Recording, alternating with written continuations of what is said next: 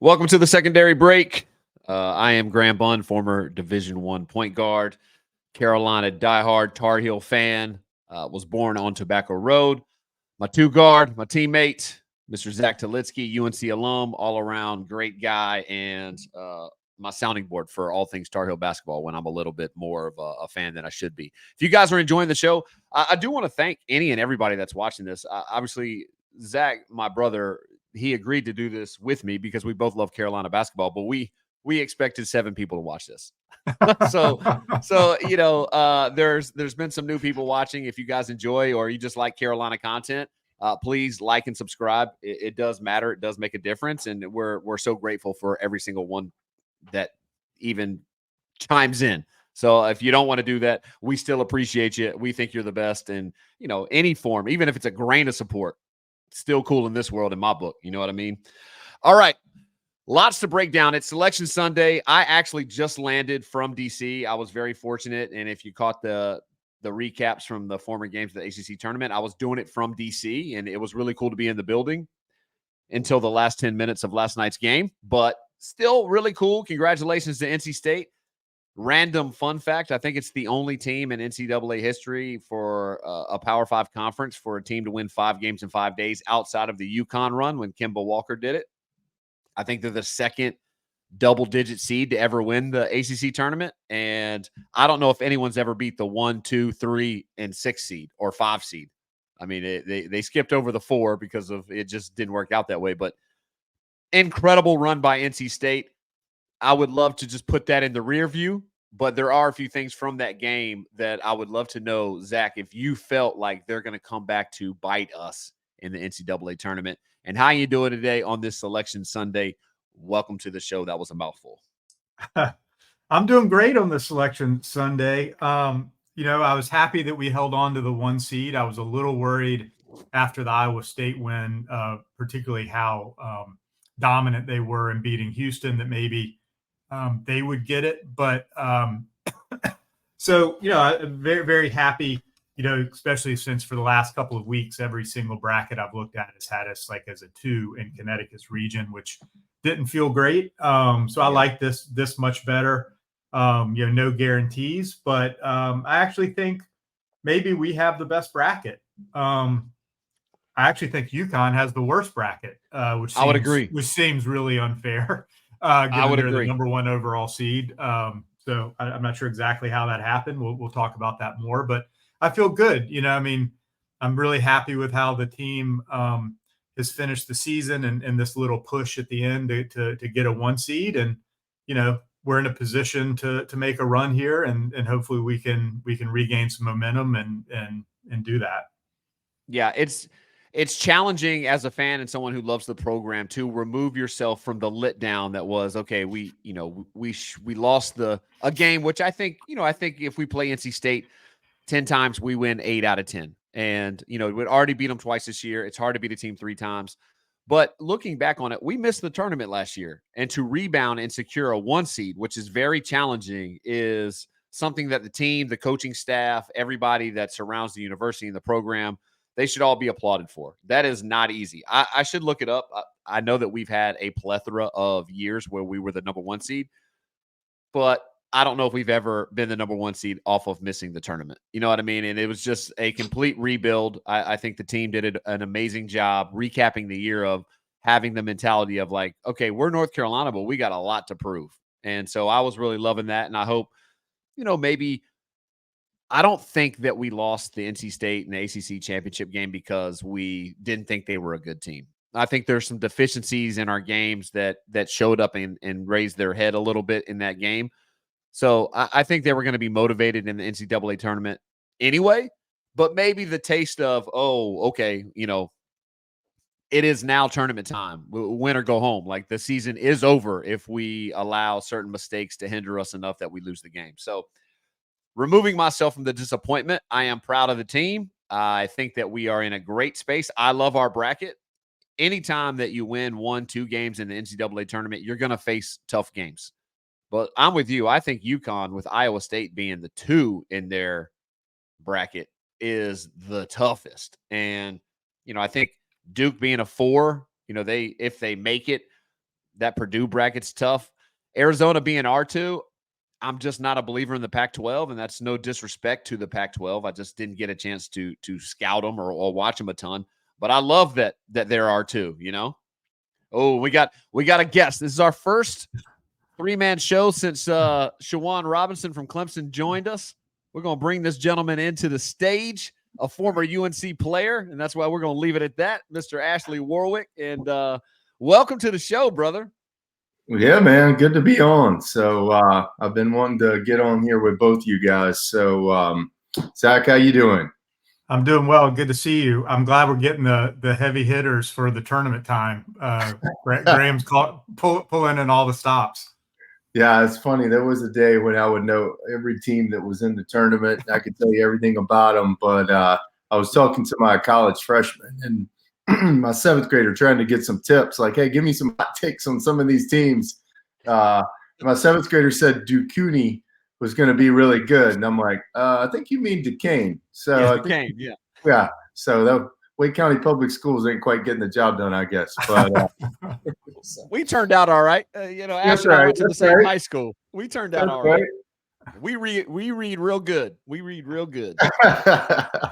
All right. How you feeling about our bracket? So we recapped a little bit of like, look, the NC State game was a letdown, but we did secure a 1 seed after missing the tournament. So the team and the program needs to be applauded for that. So now we've kind of moved into the brackets. And again, like we're the fourth number 1 seed, but I like our bracket. I think that there's tougher brackets out there. I mean, we literally just mentioned UConn having Iowa State as the 2, being a very challenging draw for them. I didn't see Iowa. I thought Iowa State had a claim to maybe potentially jump us the way that they treated Houston in that championship game. Yeah, I was actually really worried about that. I mean, anytime because they had beat Houston earlier in the season too, so they beat them twice this year. Yeah, so and that was such a convincing win, and not to recap the State thing, I just said we just didn't play very well, and State played well, and I really that's about all you can really say about it, and I just didn't want that to affect what a full season's of work was. So thankfully they didn't. But yeah, I like our bracket too. I don't think there's anybody there I'm scared of. I could have told you halfway through the season when both us and Arizona were good that if there was any chance at all, we were going to be in the same bracket. I knew that was coming. So,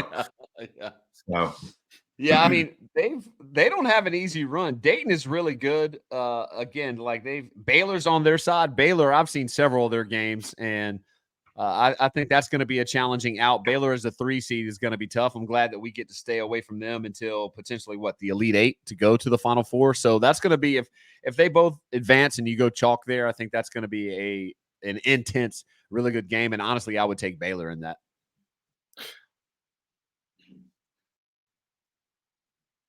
Yeah, Zach, what do you think? I was wondering. I missed your thoughts earlier. So, well, starting with the UConn bracket, because so UConn, they're like number 1, I think, in Ken Palm, number 2 in the net, number 1 overall seed in the tournament, right?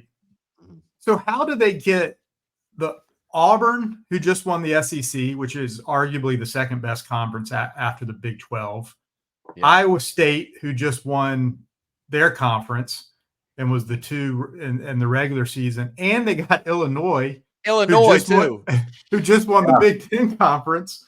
I mean, it is crazy. I mean, so Auburn right now is 5 in the net, and Iowa State is 6 in the net.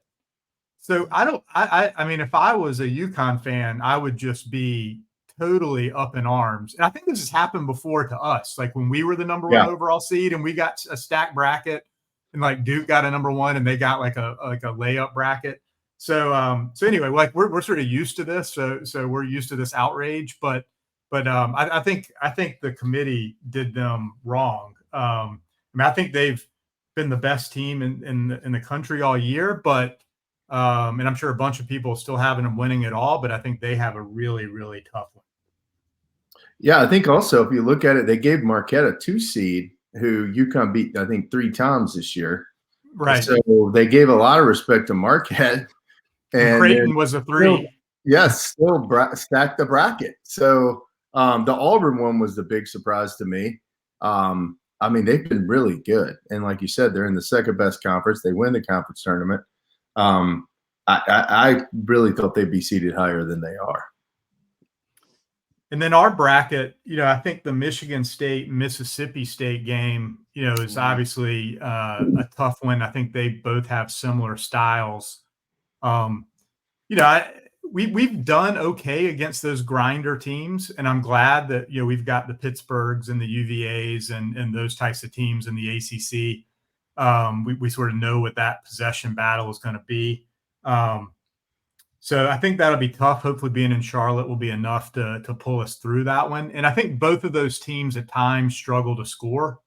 So I think if our defense will show up, which most of the year it has, Saturday it didn't. But I think we look good there to potentially get to the Sweet 16. Michigan State. Then Bama, who knows, right? Right. If we see Bama, right, because they're number one offense, I think efficiency in the country, can score 100 points, are just going to come down and try to shoot in the first 6 to 10 seconds, and so that could be a very interesting style for us, I think. And if they shoot it well, they could beat anybody on a given night. So that could be tough. But they would have to get through that St. Mary's team who is going to force them to play long possessions, grind on defense. So I don't think there's any guarantee that we see Bama there. But I kind of like that matchup for a 4-5 for us. And then who knows what happens at the bottom. Arizona and LA could be dangerous. I assume that their fan base would travel really well out there. So, that's probably 75% of the arena. So maybe they'll get picked off by Baylor or somebody along the way. Well, that's our boy's job. He's got if the heels are there. I know somebody in LA that knows some people out there, so he better fill it up. So make some calls. Yeah.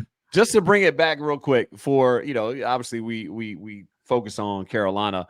Was there anything, because there was a few things that stood out to me being in the building and watching the broadcast is kind of a different experience that kind of concerned me, that I hope that maybe we take this week and we rally the team and we get in more so, by this time you're doing walkthroughs and you're doing 50%, 45% types of practices. It's more of scout and, getting shots up, stretching, recovery, tape work, film work. Is there anything that stood out to you guys for the ACC tournament that you hope does not, like things that we didn't do well, does not travel into, or that we pack in our bags and carry with us into the NCAA tournament? Because I'll give you an example that anytime our wings, both of them have off days offensively, I feel like we just struggle mightily to win. Now, we got through it with Pittsburgh, but it stung us with NC State. Any concerns for you guys? Yeah, I think that, when you look at it and you kind of forecast, if this thing doesn't go the way we want it to go and we don't win the next 6 games, I think Saturday night was probably a good example of probably how it would go down if we lose. I don't see us having a really good game, across the board and just getting beat by a better game. I think what's going to happen is it's going to be, Cormac. And Cormac really, he just didn't even shoot. And I don't know. And I'd have to rewatch the game to see if, he was just passing up open looks or he was just guarded really well. But I think, what did he have? Like 3 or 4 shots for the game, but two of them were backbreakers. I mean, naked, wide open, just we need those shots to go. But it didn't get a lot up. So I understand it. But 2 of them were big and it just, wasn't there. Well, and also too, I felt like it's funny. I think we played a little tight, like in that second half. Is like we made the run, we got ahead right at the end of the half. We came out, State kind of threw a couple of haymakers early, kind of got the lead back. And then we started just kind of looking for RJ every play. We just kind of gave up, I think, on let's work the offense and see if we can get the best shot for whoever is going to come that way. Cadeau kind of shrunk back. He missed a couple of layups that were contested. I feel like I don't know if he lost his confidence or everybody's just like, all right, RJ, let's fix this for us. Because we're right now, we're just not confident that we want you to be the guy. And that's going to be tough for him to do against a team like State that has I I forget the kid's name. He transferred from Virginia. Marcel. Casey Marcel. Yeah, exactly. Yeah, he does a good job on RJ. I think he's a taller, bigger, stronger guy. It makes it tough for RJ, even though RJ made some incredible shots there in that one little run. But yeah, I think that was kind of what worried me a little bit, is we did seem to kind of just say, okay, RJ, let's just start running. You're going to win this for us. And we were too complacent, I think, with the other players in the starting five. Maybe not. Zach, what about you? Yeah, I think the formula when we lose is pretty clear, and it's when our wings don't play well or shoot well, and we don't really get a contribution from one of the other guys, be it Cadeau, or one of the guys off the bench having a big night. And I think just about every loss, if not every loss we've had, that's been the formula. I think we need to play through Baycott more consistently in this tournament. I think, State, they were being very deliberate in getting it to Burns every time, and it worked for them. And we were not as stubborn, about making sure Baycott was getting touches. And, I think we need to do that. And I think we just didn't play well. And I think they played very well, and you have to give them a ton of credit. I've never tried to play 5 basketball games in 5 days, but trying to do it at that level has got to be incredibly hard. So I'm happy, for them and that team. They deserve, that outcome. I thought they played very well. So, I think I'm as disappointed as I am that we didn't finish it and win. If I take a step back, in a way, I'm kind of happy in that I've built up this superstition over the years, and we've talked about this before, Graham. Yeah, that's where we part. You and I part ways, but go ahead. We just don't win national championships when we win the ACC tournament unless you go all the way back to 82. And so I've always sort of felt that having that loss and that extra kick of motivation and ability to refocus guys going into the NCAA tournament ends up being a good thing. So hopefully that plays out this year, but it's, hopefully it'll be the final kick and the final focus, and that feeling of losing and just that sticks in our craw enough that we don't take anybody for granted, and people come out and play with some real fire intensity. So disappointed, but also I think maybe actually helps us here in the long run. Yeah. What did we get? We got 5 teams. Is that right? Did we get 5 in? Okay. Yeah. With State getting in, and then I don't think Pitt was going to get in regardless. So I think State getting in created the 5th team. But yeah, I think also the finality of it when you lose in a game like that, sometimes when you're 20, 21, or 25 in Cormac's instance, it's good to be reminded that, hey, that it's over. If the next game you lose is done, and the confetti's going to fall, or the team's going to celebrate and go on to the next round if it's early and when they lose. So I think it's a good reminder. I don't think we came out. I've talked to some people that don't think we came out and didn't play hard, or I don't know that it was really that. I don't want to take credit away from State. State had played 2 really good halves against us in the regular season. They had just played 2 really poor halves on the other side of it. So I think that State matches up against us well. State's a pretty doggone good team when they're playing the way they were playing this weekend. And, the frustrating part to me is like, hey, ACC, our reputation is not what I feel like it should be. Where was this during the middle of the season? Where was this when, you could have actually got us more of a national reputation? And, Pittsburgh's not playing anybody in the non-conference. It's like, hey guys, let's step up, because I still think the ACC is a really good conference, but we've got to kind of put up or shut up too. So, yeah, luckily, I guess with NC State winning, we get the extra, and I think I was flying, so I didn't get a chance to watch the selection show, but I was listening on the radio as I drove home from the airport, where this was the first year where the bubble, there was like six really hard choices. Usually they say there's 3 to 4, and they've never had 6. They said it was the hardest since the selection committee. This committee has been meeting in the last 13 to 15 years. This was the hardest one they've ever done.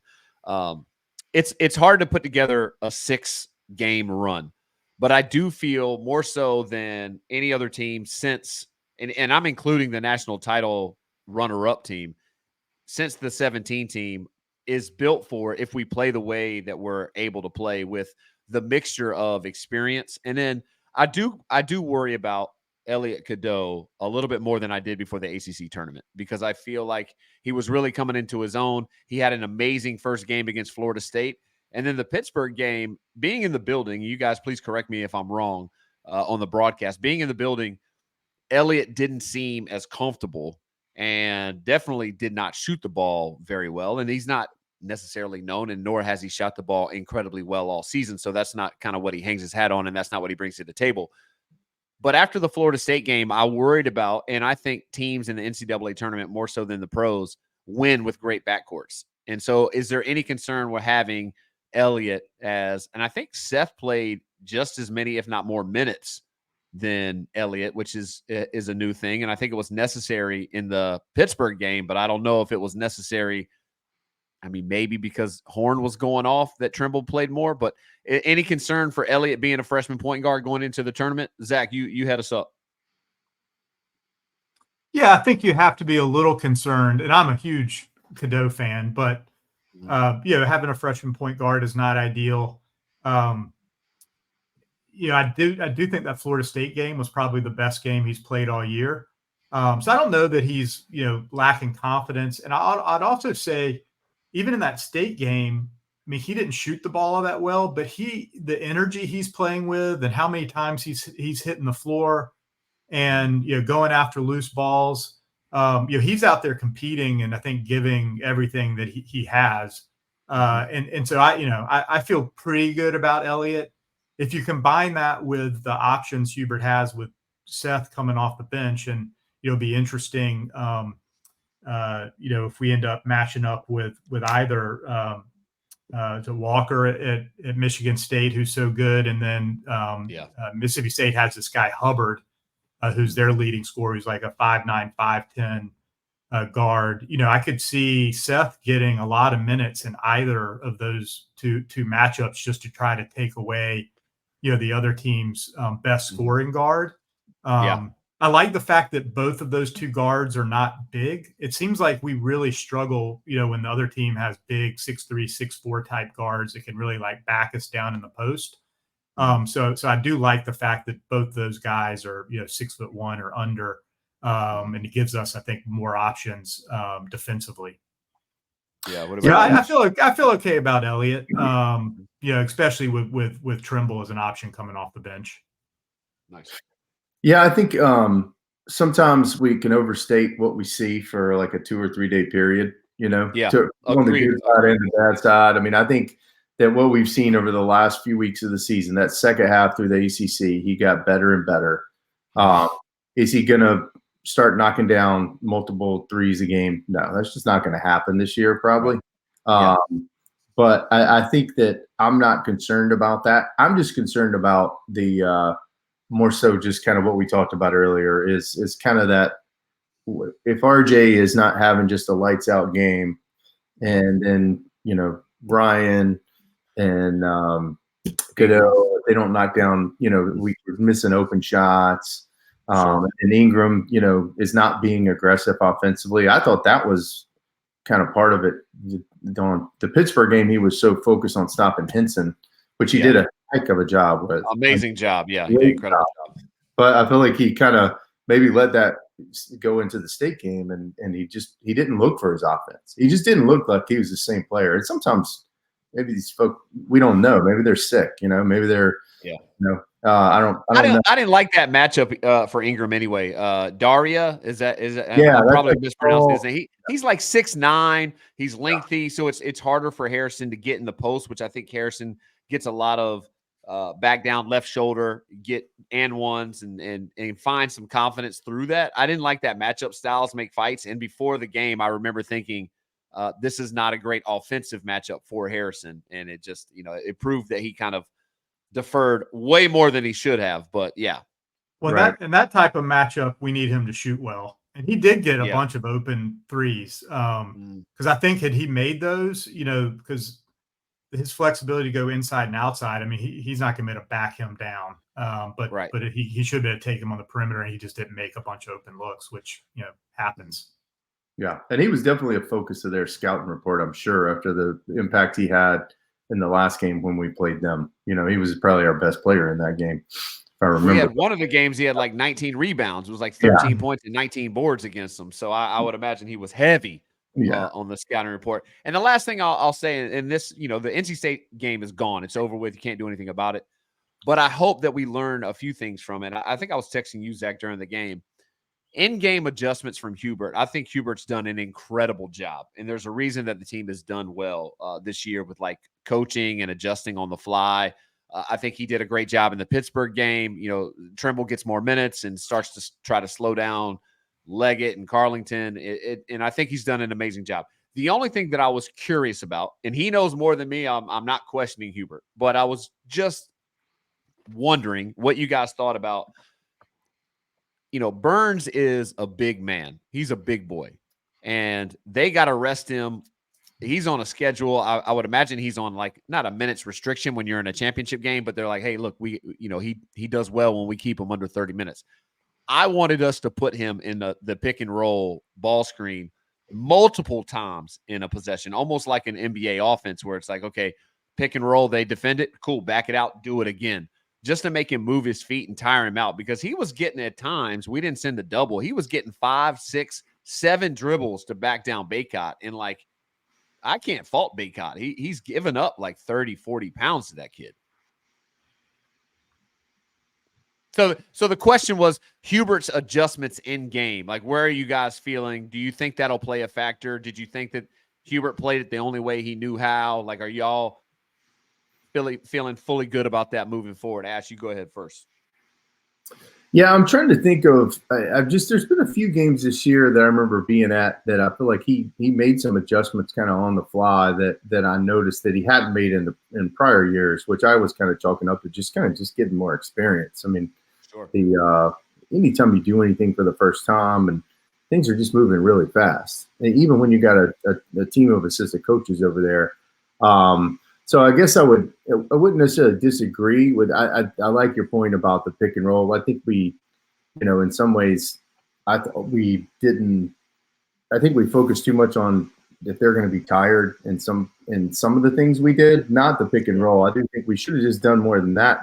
Whether they were playing 5 games in 5 nights or the first time in a week, I just don't think DJ Burns in a pick and roll situation is the ideal situation for him. So it would have been nice to do that more.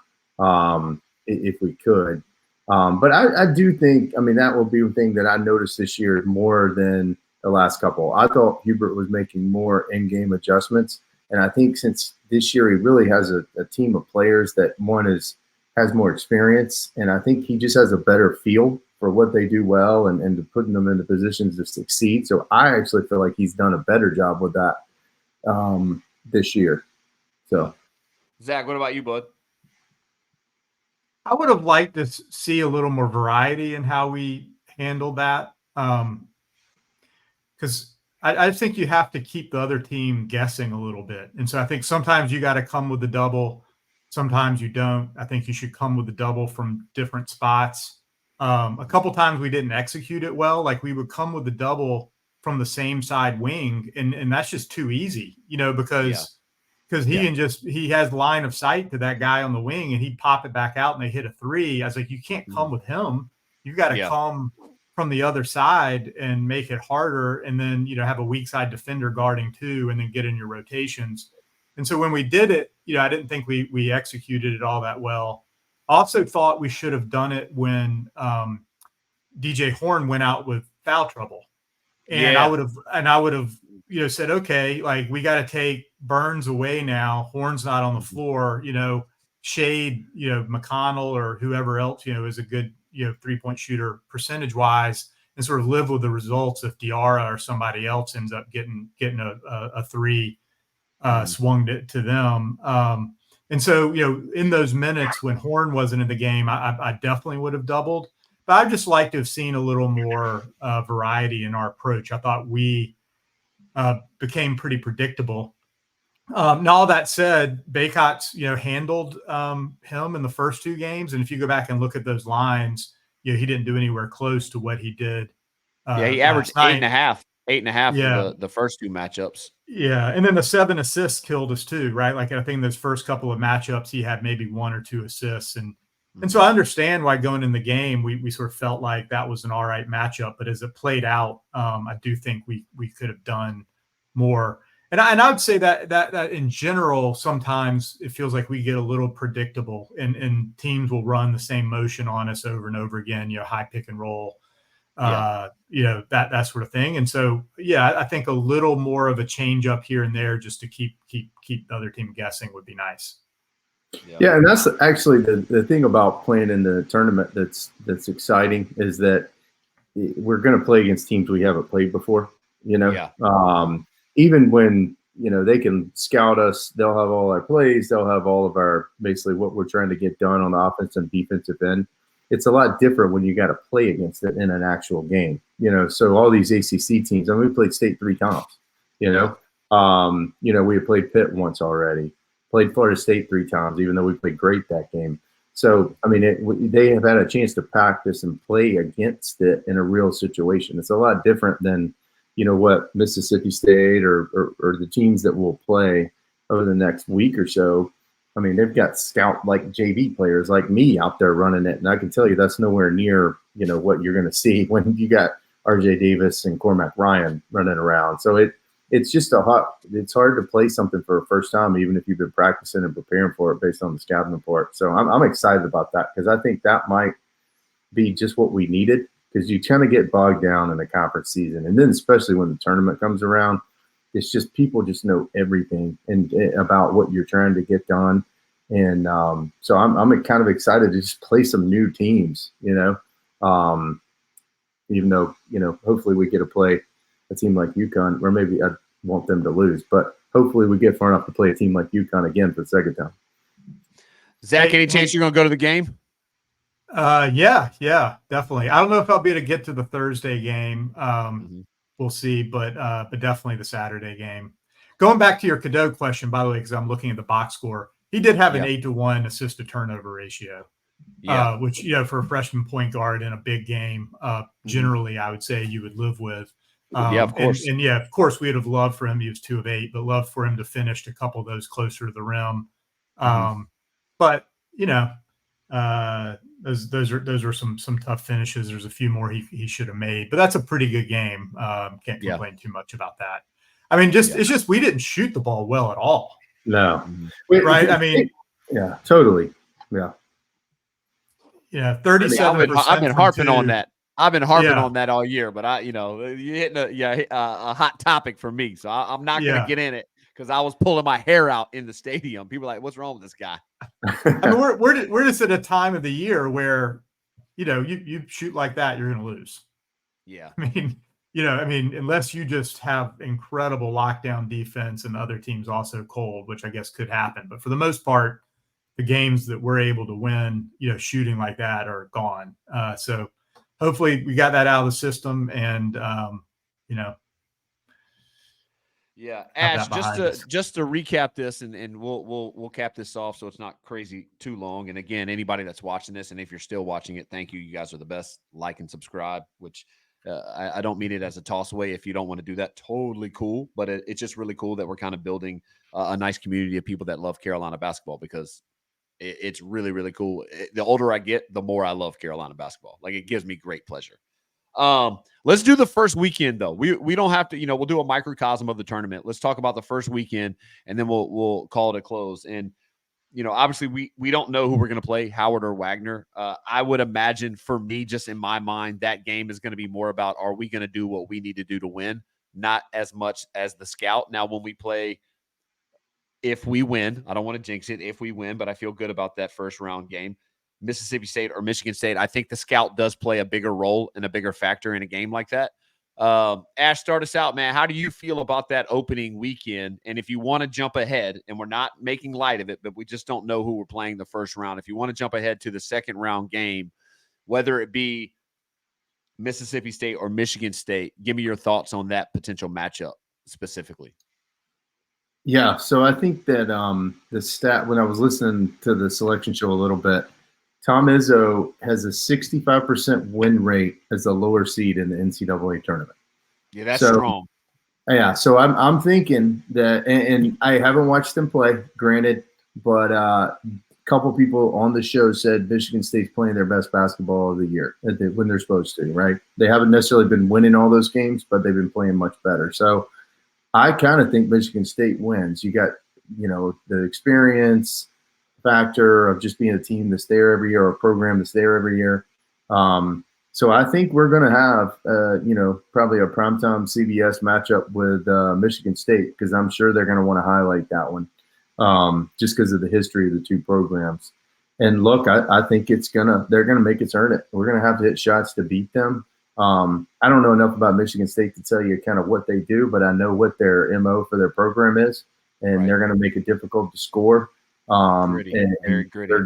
They're not going to lay over. So I think that'll be a kind of a telltale game that'll kind of let us know, like, hey, is this team ready to really make that run to the Final Four? Or are we not going to be just maybe usually weren't quite as good as we thought we were, or as physical as we needed to be. So yeah, Zach, you got any thoughts on that one? Yeah, I feel similar about that Mississippi State, Michigan State game, and I think they're pretty similar teams, and both gritty, athletic, strong, and I think either of those two teams would really make us earn it.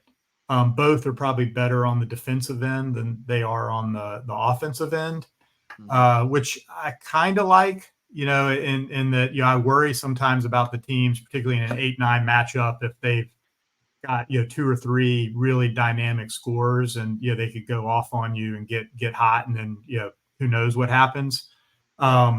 You think about Michigan State, I was pulling up their stats and you think about them being an incredible rebounding team. They're actually 183rd in the country. So that should be an advantage for us. You wouldn't necessarily expect that with them.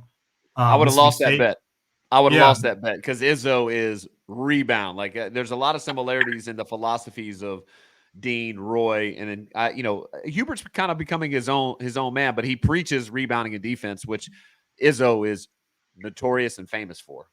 Yeah, and they're not a high volume 3-point shooter team, and just generally don't shoot it all that well. And so I feel like if we can bring our defense, which is supposed to be top 5 in the country, against what's a pretty mediocre offensive team and hold them down, I think we have enough offensively to get it done. And I would feel similarly about a Mississippi State matchup where, I think both of these are games that we definitely have. Like, if styles make fights, I think it's a decent style for us in either one of those matchups, particularly in Charlotte. We should have a good home court advantage, and we've played in that building before. And so hopefully, we have a little bit of comfort. Yeah, which is crazy. OU didn't make it, right? And they were, I think at the time we played in that building, they were 10th in the country. Undefeated. Crazy. Yeah. Undefeated. Yeah, that's bananas. It's going to be a crazy first weekend, I think. I mean, if it holds true to what the season, there's no telling what the Sweet 16 is going to look like this year. And, it kind of looks, a lot of the folks on the selection show were predicting chalk for the number 1 seeds. And, I just don't see it. I mean, they were pulling, maybe Kentucky was kind of a pick that a couple people was kind of a surprise pick, or not an upset pick, but not a number 1. A couple people had picked Arizona.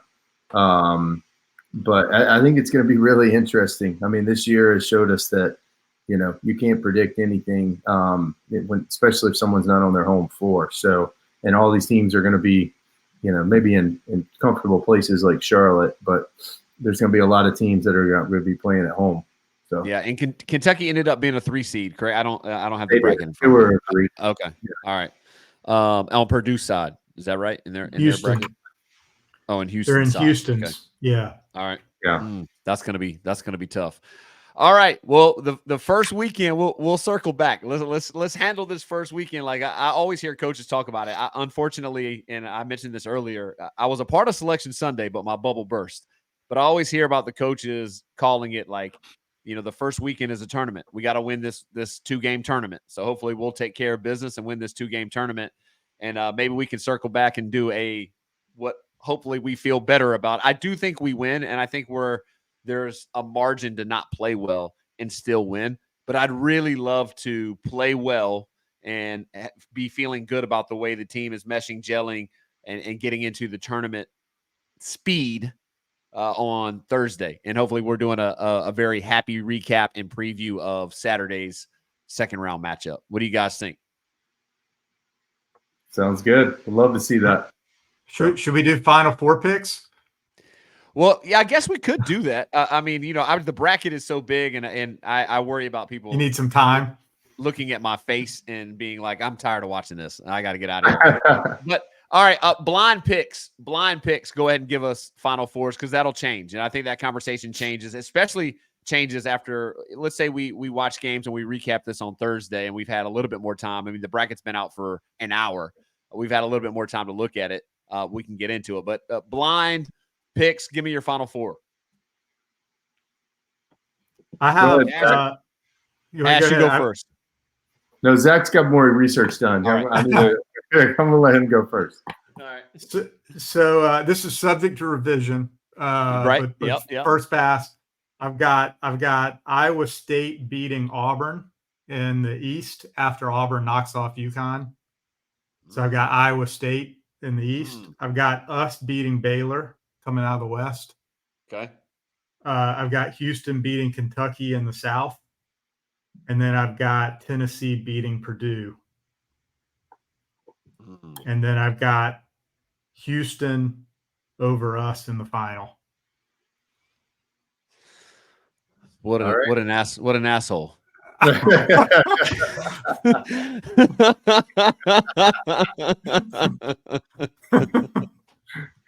I never pick us. I know. Us. The one time I went to Vegas, I ran into Zach in Vegas for the NCAA tournament. It was great. I was fresh out of college. I was like, I know everything. I'm going to win so much money. I lost my shirt. And Zach bet on Texas to beat us in the tournament, and I didn't talk to him for like a month. And they did beat us. I was I'm not. It's an emotional hedge. It's a defense mechanism. Yeah, well, we didn't discuss that beforehand, and I was pissed.